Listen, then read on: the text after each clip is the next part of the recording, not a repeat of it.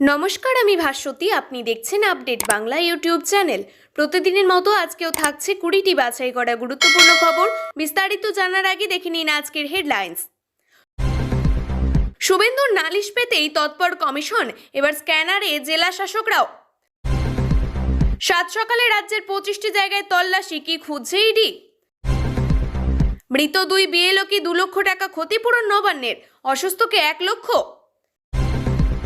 তৃণমূলকে ভোট দিলে এসআইআর এ নাম থাকবে, বিস্ফোরক অধীর। নির্মীয়মান ছাদ থেকে মহিলাকে ঠেলে ফেলে দেওয়ার অভিযোগ, গ্রেপ্তার টিএমসি কর্মী।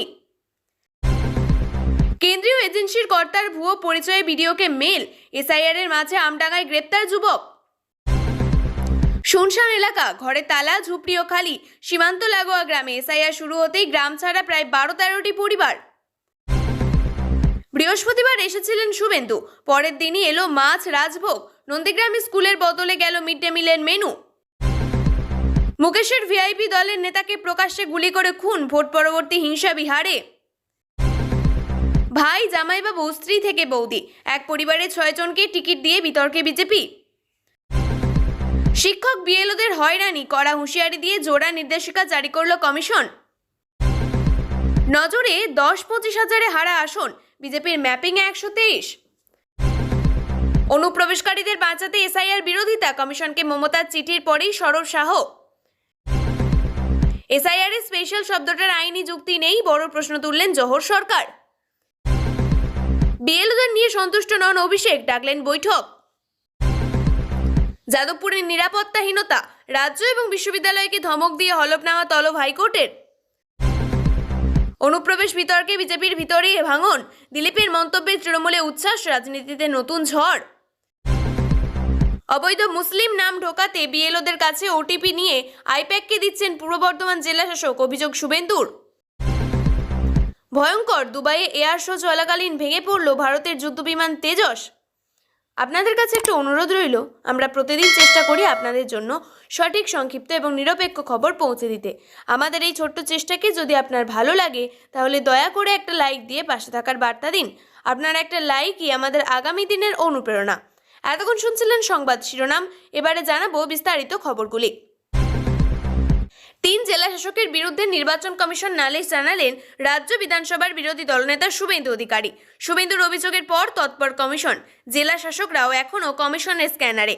সিইসি জ্ঞানেশ ভারতী স্পষ্ট করে জানিয়ে দিয়েছেন, বিএলওরা ভালো কাজ করছেন, কিন্তু 1% বিএলওর উদ্দেশ্যে বার্তা দেন, রাজনৈতিক চাপে পড়ে শাস্তির সম্মুখীন যাতে না হয় সেদিকেও খেয়াল তাদেরই রাখতে হবে।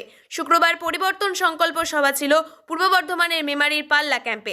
সেখানে রাজ্যের বিরোধী দলনেতা শুভেন্দু অধিকারী পূর্ব বর্ধমানের জেলা শাসক আয়েশা রানীর নাম করেন। তার অভিযোগ, বেআইনি কাজ করছেন। শুভেন্দু নিজেই বলেন, আমি হুগলি আর পূর্ব মেদিনীপুরের জেলা শাসকদের বিরুদ্ধে জ্ঞানেশ ভারতীর কাছে অভিযোগ জানিয়েছি। অন্যদিকে বিএলওদের যে অসুবিধা হচ্ছে তার জন্য দায়ী মমতা বন্দ্যোপাধ্যায়। তার সরকার নির্বাচন কমিশনের প্রস্তাব মানেনি। উল্লেখ্য, ফর্ম ডিজিটাইজেশনের বিষয়টিতেও বিএলওদের একাংশ বিক্ষোভ দেখিয়েছেন। রাজ্যের একাধিক ক্ষেত্রে সেই ছবি ধরা পড়ছে। তাদের অভিযোগ, একটা ফর্ম ডিজিটাইজেশনের ক্ষেত্রে অনেকটা সময় লেগে যাচ্ছে। সেক্ষেত্রে এত ফর্ম স্বল্প সময়ে কিভাবে করবেন তারা? রাজ্যে একাধিক জায়গায় ফের এনফোর্সমেন্ট ডিরেক্টর অর্থাৎ ইডির তল্লাশি। শুক্রবার সকাল থেকে একসঙ্গে রাজ্যের 25টি জায়গায় তল্লাশি শুরু হয়েছে ইডি আধিকারিকদের। কলকাতা সহ পুরুলিয়া, আসানসোল, দুর্গাপুরে তল্লাশি চলছে। সূত্রের খবর, কয়লা চুরি সংক্রান্ত মামলায় এই তল্লাশি চালাচ্ছেন ইডি আধিকারিকরা। বাংলা ঝাড়খণ্ড সীমান্তে কয়লা মাফিয়ার বাড়িতেও চলছে তল্লাশি। ঝাড়খণ্ডে ধানবাদের একাধিক জায়গায় হানা দিয়েছে ইডি। বাংলায় কয়লা চুরি তদন্তে নগদ এবং সোনার গয়না মিলিয়ে উদ্ধার এখনও পর্যন্ত 8 কোটি টাকারও বেশি। ঝাড়খণ্ডে উদ্ধার 2 কোটিরও বেশি, অর্থাৎ শতাধিক জমির নথি। এদিন সকালে সল্টলেকে 2টি জায়গায় পৌঁছে যান ইডি আধিকারিকরা। সল্টলেক সেক্টর 2-তে ব্যবসায়ীর বাড়ি ঘিরে ফেলে কেন্দ্রীয় বাহিনী। ইডি আধিকারিকরা বাড়িতে ঢুকে তল্লাশি চালাতে শুরু করে। সল্টলেকের এক ব্লকেও এক ব্যবসায়ীর বাড়িতে হানা দেন ইডি আধিকারিকরা। হাওড়ার সলক মোড়েও এক ব্যবসায়ীর বাড়িতে চলছে তল্লাশি। কয়লা পাচার মামলায় তদন্ত চালাচ্ছে ইডি। সম্প্রতি সিবিআই আদালতে ইডি জানিয়েছিল, কয়লা পাচার মামলার খুব শীঘ্রই সামনে আসবে প্রভাবশালীদের নাম। অন্যদিকে দুর্নীতিতে অভিযুক্ত করা হয়েছিল কয়লা কারবারি এল.বি. সিংকে। সেই মামলায় ইসিআইআর হিসাবে নথিভুক্ত করার পরে ইডি এই মামলা তদন্ত শুরু করেছে। কর্তব্যরত অবস্থায় বিএলওর মৃত্যু। এবার রাজ্যের মৃত 2 বিএলও পরিবারকে আর্থিক সাহায্য দেওয়ার কথা ঘোষণা মুখ্যমন্ত্রী মমতা বন্দ্যোপাধ্যায়ের। মৃত 2 বিএলওর পরিবার পিছু 2 লক্ষ টাকা করে দেওয়া হবে। পাশাপাশি অসুস্থদের অবস্থায় হাসপাতালে ভর্তি বিএলওদের পরিবারকেও 1 লক্ষ টাকা করে দেওয়ার সিদ্ধান্ত নেওয়া হয়েছে। এসআইআর এর ক্ষেত্রে গুরুত্বপূর্ণ ভূমিকা পালন করছে বিএলওদের উপর অত্যাধিক কাজের চাপের অভিযোগ। ফর্ম বিলি পর্ব শেষের ফেজ থেকে রাজ্যের বিভিন্ন প্রান্ত থেকে খবর আসতে শুরু করেছে যে বিএলওরা অসুস্থ হতে শুরু করেছেন। দিকে দিকে বিক্ষোভ বিএলওদের একাংশের। শুধু ফর্ম জমা নিলেই হবে না, ডিজিটাইজড করে কমিশনের নির্দিষ্ট অ্যাপে আপলোড করতে হবে। কমিশনের এই নির্দেশের পর পরিস্থিতি আরও খারাপ হয়। এর মধ্যে 2 বিএলও কর্মীদের দায়িত্ব পালনের সময় অসুস্থ হয়ে পড়েন। পরে তাদেরকে হাসপাতালে নিয়ে গেলে তাদের মৃত্যু হয়। তারা হলেন শান্তিমণি এক্কা এবং ললিত অধিকারী। শান্তিমণি এক্কা জলপাইগুড়ি জেলার মাল এলাকায় থাকতেন। গত বুধবার তিনি আত্মহত্যা করেন। তার পরিবারের দাবি করে এসআইআর না পেরে তিনি আত্মঘাতী হয়েছেন। অন্যদিকে পরিবার দাবি করছেন ললিত অধিকারী কোচবিহারের বড়ধাম চাতরা গ্রামের বাসিন্দা। মহিষমুড়ি প্রাথমিক বিশ্ববিদ্যালয়ের শিক্ষক ছিলেন। বৃহস্পতিবার পথ দুর্ঘটনায় তার মৃত্যু হয়। মুখ্যমন্ত্রী মমতা বন্দ্যোপাধ্যায়ের নির্দেশে শুক্রবার এই 2 পরিবারের হাতে ক্ষতিপূরণের চেক তুলে দেওয়া হয়, নবান্ন সূত্রে খবর। তৃণমূলকে ভোট দিলে এসআইআরে নাম থাকবে, তৃণমূলকে ভোট না দিলে বাদ দিয়ে দেওয়া হবে, এমনই বিস্ফোরক অভিযোগ করলেন কংগ্রেস নেতা অধীর রঞ্জন চৌধুরী। তিনি বলেন, এসআইআরকে হাতিয়ার করে তৃণমূল ভোটে নেমে পড়েছে। সর্বত্র আমরা BLA 2 দিতে পারিনি, সেই সমস্ত জায়গায় তৃণমূল এসআইআর এর ফর্ম ফিল আপ করছে টাকা নিয়ে। আবার বলছে তৃণমূলকে ভোট দিলে নাম থাকবে, না হলে থাকবে না। এই বিষয়টি নিয়ে তিনি নির্বাচন কমিশনের দ্বারস্থ হবেন বলে জানিয়েছেন অধীর। তার আরও অভিযোগ, পুলিশ প্রশাসন তৃণমূলের ইতিমধ্যে নির্বাচনে নেমে পড়েছে। পুলিশের অত্যাচারের বিরুদ্ধে নির্বাচন কমিশনের দ্বারস্থ হবে অধীর। মহিলাকে ছাদ থেকে ঠেলে ফেলে দেওয়ার অভিযুক্ত এক তৃণমূল কর্মী, আর যিনি আক্রান্ত তিনি বিজেপির কর্মী। ছাদ থেকে ঠেলে দেওয়ার ভয়ঙ্কর সেই ভিডিও সামনে এনেছেন বিজেপির সাংসদ সুকান্ত মজুমদার। আর তাই নিয়ে তুঙ্গে রাজনীতি। নির্যাতিতা বর্তমানে আশঙ্কাজনক অবস্থায় SSKM হাসপাতালে ভর্তি। ঘটনাটি ঘটেছে দক্ষিণ 24 পরগনার মথুরাপুরে। শুক্রবার বিকেলে মথুরাপুর থানায় অভিযোগ দায়ের করা হয়। মূল অভিযুক্ত তনয় পাইক, তাকে গ্রেপ্তার করেছে পুলিশ। হাসপাতাল সূত্রে জানা গিয়েছে মহিলার আঘাত গুরুতর, তার পিঠে গুরুতর চোট লেগেছে। কিন্তু কেন এই ঘটনা? এলাকা সূত্রে জানা গিয়েছে জায়গায় ভাগ বাটোয়ারা নিয়ে 2 ভাই নিত্য পাইক এবং পাঁচু গোপাল পাইকের মধ্যে দীর্ঘদিন ধরেই ঝামেলা চলছিল। নিত্য পাইকের ছেলেরা বাড়ির কাজ করছিলেন, সেই সময় পাঁচু গোপাল পাইকের মেয়ে মঙ্গলা বাধা দেন। তাই নিয়ে শুক্রবার সকাল থেকে 2 পরিবারের মধ্যে বিবাদ চরমে ওঠে। অভিযোগ, নিত্য পাইকের ছেলে তন্ময় এবং কালুসোনা মঙ্গলাকে ছাদের উপর থেকে নিচ থেকে ফেলে দেয় এবং সেই ঘটনার মুহূর্তে সামাজিক মাধ্যমে ছড়িয়ে পড়ে। পুলিশ জানিয়েছে আক্রান্ত এবং আক্রমণকারীদের আত্মীয়, কিন্তু বিষয়টি নিয়ে তুঙ্গে রাজনীতি। বিজেপির নেতা পলাশ রানা বলেন, ওই মহিলা আদালত থেকে 144 আনার পরও তৃণমূলের লোক প্রশাসনের সহযোগিতা নিয়ে ঘর তৈরি করলো, সেটাতেই ঝামেলা, তাতে রাজনীতি ঢোকানোর কোনো প্রশ্ন নেই। নিজেকে কেন্দ্রীয় এজেন্সির কর্তা হিসেবে ভুয়ো পরিচয় দিয়ে এসআইআর এর কাজে হস্তক্ষেপের অভিযোগ। আমডাঙ্গা থেকে গ্রেপ্তার এক যুবক। প্রথমে নিজেকে কেন্দ্রীয় এজেন্সির কর্তা পরিচয় দিয়ে ভিডিওকে মেল, পরে সরাসরি দেখা করে এসআইআর এর কাজ করার কথা বলেছিলেন সামিউল শেখ নামে এক ব্যক্তি। তিনি জানান যোগ্য ভোটার বাছাইয়ের কাজ করবেন, তাই ভোটারদের সমস্ত নথি যাচাই করে দেখতে চান। পুলিশ সূত্রে জানা গিয়েছে আমডাঙ্গার তারাবেড়িয়া পঞ্চায়েত এলাকার যে সকল বাসিন্দাদের 2002 সালে ভোটার তালিকায় নাম নেই অথচ যোগ্য ভোটার, তাদের ভোটার কার্ড পরীক্ষার জন্য এলাকায় গিয়ে কেন্দ্রীয় এজেন্সির তরফে সমীক্ষা করবেন বলে জানিয়েছেন সামিউল। শুক্রবার সেই মতো আমডাঙ্গার বিডিওর সঙ্গে দেখা করতে যান, কিন্তু তার কথাবার্তার অসংলগ্নতা টের পেয়ে বিডিও নবকুমার দাস এরপরেই বিডিও আমডাঙ্গা থানায় খবর দেন। পুলিশ ঘটনাস্থলে গিয়ে গ্রেপ্তার করে সামিউলকে। জানা যায় বারবার নিজেকে কেন্দ্রীয় এজেন্সির কর্তা বলে ভুয়ো পরিচয় দিতে এসআইআর এর কাজে কারচুপি করার লক্ষ্যই ছিল তার। কমিশনের আধিকারিকদের ভুয়ো সই, কমিশনের ভুয়ো লোগো সহ ভুয়ো লেটার হেড উদ্ধার হয়েছে সামিউলের কাছ থেকে। এসবের ভিত্তিতেই তাকে গ্রেপ্তার করেছে পুলিশ। ভোটার তালিকায় বিশেষ সংশোধনের ফর্ম দিতে যাচ্ছেন বিএলওরা, কিন্তু ঘরে কেউ নেই। একটা নয়, দুটো নয়, নদিয়ার সীমান্তবর্তী কৃষ্ণগঞ্জের হুদো দিগম্বরপুর গ্রামে এসআইআর পর্ব শুরু হতেই গ্রাম ছেড়েছেন একাধিক পরিবার, আশ্রয় নিয়েছেন বাংলাদেশে। এমনই অভিযোগ করছেন এলাকার তৃণমূলের বুথ লেভেলের এজেন্ট। এই অভিযোগ সামনে আসতেই শুরু হয়েছে রাজনৈতিক আকচাকচি। তৃণমূলের বিরুদ্ধে টাকার বিনিময়ে অনুপ্রবেশকারীদের ভোটার তালিকায় নাম ঢোকানোর অভিযোগ করেছে বিজেপি, যদিও সেই অভিযোগ অবশ্য অস্বীকার করেছে তৃণমূল।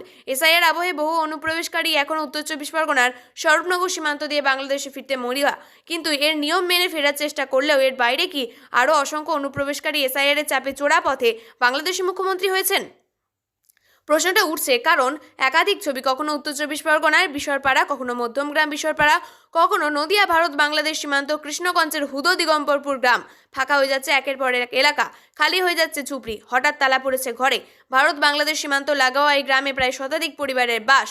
বহু মানুষ রয়েছে ভোটার কার্ড, অথচ এনুমারেশন ফর্ম দিতে এসে অনেকেই বাড়িতে পাওয়া যাচ্ছে না। অভিযোগ, এসআইআর শুরু হতেই গ্রাম ছাড়া হয়েছে প্রায় 12 থেকে 13টি পরিবার। সীমান্ত পেরিয়ে অনেকেই চলে গিয়েছেন বাংলাদেশে। কৃষ্ণগঞ্জের হুদো দিগম্বরপুর গ্রামের বাসিন্দা জোটের বক্স মণ্ডল বলেন, যদি চলে যায় তো ভালো, এটা আমি জানি না। যদি ফর্ম না নেয় তাহলে আমি খুশি, গ্রামবাসীর একাংশের বাংলাদেশ চলে যাওয়ার কথা স্বীকার করেছেন তৃণমূলের স্থানীয় বুথ লেভেল এজেন্টও। ভারত বাংলাদেশের সীমান্তবর্তী এই গ্রামের মাঝখান দিয়ে একটা সরু খাল।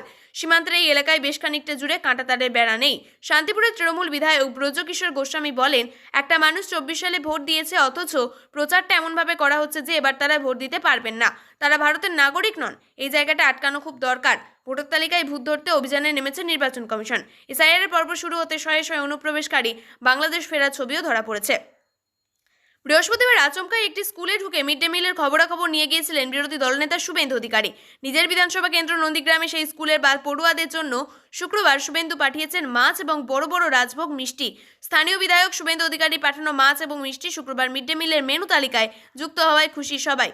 গতকাল নন্দীগ্রামে এসে স্থানীয় ব্রজমোহন প্রাইমারি স্কুল পরিদর্শন করেছিলেন। মিড ডে মিলের বিষয় নিয়ে খোঁজখবর নিয়েছিলেন।